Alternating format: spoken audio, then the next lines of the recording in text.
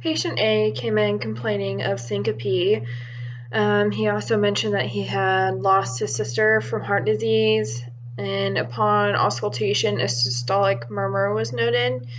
Um, Upon having an echocardiogram, it was noted that the aorta had increased in size, which can indicate an aortic aneurysm.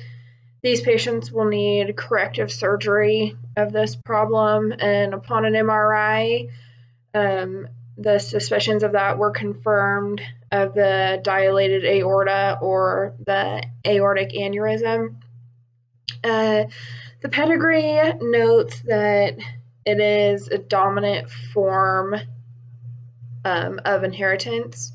So the diagnosis for patient A is that he's suffering from Marfan syndrome, which is an autosomal dominant inherited disease, which affects the connective tissue.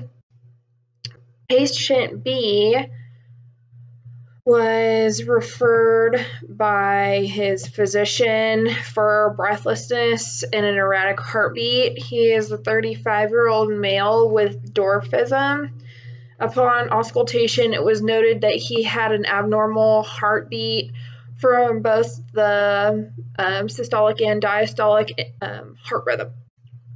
The echocardiogram shows that the wall between the left and the right atrium is missing, which is a form of atrial septal defect.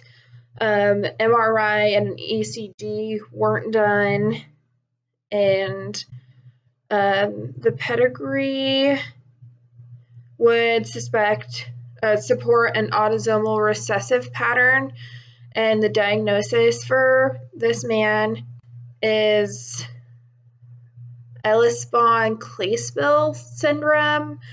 We were clued into that with his dwarfism and his extra digits. Patient C came in complaining of dyspnea and fatigue with strenuous activity. And upon auscultation, a murmur was noted. On the ECG, it shows that the mitral valve was thickened, and an MRI was not done, and does not show that it is hereditary on the pedigree.